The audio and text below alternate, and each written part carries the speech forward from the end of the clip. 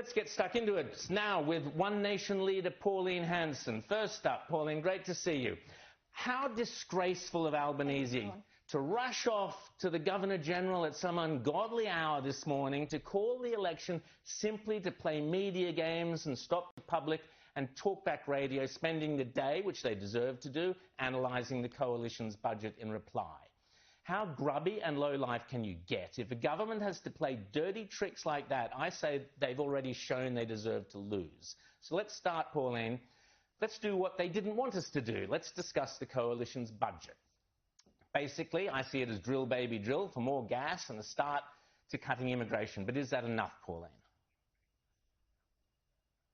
Look, I think it's basically a very common sense approach to how we get Australia back on track. Under the Albanese government, we've lost in housing, immigration, cost of living, this climate change BS, the cost of the economy. You've got so many more public servants that are being put on, it's draining the economy. The debt has risen with this Labor government the last 3 years, another $300 billion on top of it, and it's projected another couple of $100 billion in the next couple of years. Bad economic managers, and we can't. At the moment, we're paying $27 billion a year in interest alone. These tax cuts that they have agreed to, which I voted for on the floor of Parliament, otherwise they would have a go at me. I'm not for giving tax relief to the public. I am, but my policies hit the point where income relief for those people that are split income, that's where I'd like to see tax cuts. And yes, we do need to look at our taxation. But what Peter Dutton has stated, and gas, we need to bring in gas, not import gas from overseas. He sees a future with industries and manufacturing.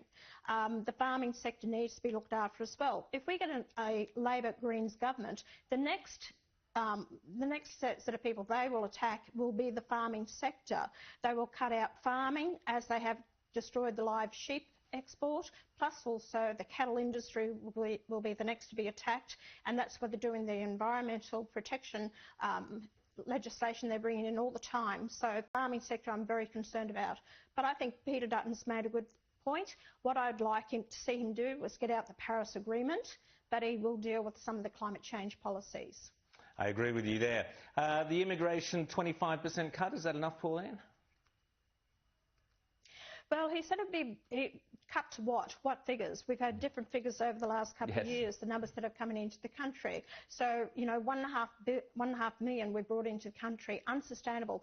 I put a figure around about 130,000 a year until we sustain everything with housing and people aren't living in their cars and people can access doctors, hospitals, nursing homes, and it's not overcrowding our educational system. What I think Peter Dutton's looking at between 140 to 160,000. I think that's fine, no problem with it. He'll get our support in the Senate if we get the balance of power, which is important. If One Nation gets the balance of power in the Senate to look at the legislation either party puts up and vote on what is in the best interest for the Australian people. And talk to me about that, Pauline, getting that balance of power. How does, you know, what are you looking for out of this forthcoming election? Well, I think the main thing is in the Senate to increase our numbers in the Senate, with the Senate seats right across the country. Just inform people, the last election we came 7th. There's only 6 seats up. We pulled the 7th seat, but we didn't get these people elected to Parliament. We need your #1 vote in the Senate to actually get that balanced power. If we end up with Labor and Greens and some of the crossbench, Jackie Lambie, David Pocock, Fatima Payman, well, Jackie Lambie and David Pocock's up this time. They vote most of the time with the Greens and Labor. That's over 80% of the time. David Pocock and Jackie Lambie have been responsible for guillotining bills, which is around about 230 bills that were guillotined. We couldn't discuss or debate. Everything was, there was no accountability. It was rushed through the Parliament, and they were responsible for it, supporting the Greens and the Labor government. One Nation will be there to look at what's fair and just for the people, for the country, and good policy. Now, Pauline, I want to talk briefly about superannuation. Peter Dutton last night promised to allow young Australians to access up to $50,000 from their super to buy a first home, which is excellent. At the same time, though, hidden in Jim Chalmers' ridiculous budget, which, heaven help us, was smelt as bad as Sarah Hanson-Young's fish. But anyway, Labor intend to tax unrealised super gains. So this is still going on. That's still there in the budget. Labor intend to go after people's super. They might have assets in their superannuation that haven't earned a profit but have an unrealised profit, and Labor intends to tax that. I mean, that is socialism. That is thievery, isn't it? Of course it is. These people, that's their money that they work for, or they put into the superannuation to actually give them a decent, standard of living when they retire from the work. But that's their money. That's not entitled to, and especially they're going to tax them on something that may not even come about. So unrealised gain in the superannuation. That using your superannuation deposit, that was One Nation policy that the Libs have picked up. But we go further, that the money stays in your superannuation. You use that money as equity in your home.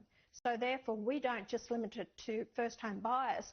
Any Australian who's got that superannuation should be entitled to use that to help them with their mortgage on their house and provide for them in the time of need, not when they're past retirement and they struggled all these years or paying higher interest rates. So Dutton's picked up our fuel excise tax, which is great to see that he has done that.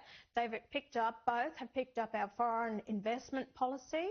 They're only doing it for 2 years. That's only band-aiding. We go further than that. So we are, like I said, Rowan, I'm on the conservative side of politics.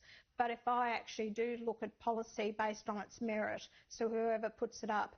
But I think Dutton's on the right path. People want strong leadership. I hope he gives that strong leadership in the next few weeks, because people are a bit mindful of him. Will he make the leader? I think he will. I've got a lot of time and respect for Peter Dutton.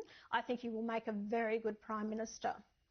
And Pauline, I've got to say, I've known you for a long time, and I know you've been pushing for that fuel excise, and well done, and all those other ideas that One Nation have put forward. That's why people should be supporting you, and it's great that the Coalition have picked up on those excellent ideas. And you're right, we need Peter Dutton now in the Lodge, and hopefully a big, strong One Nation support there in the Senate.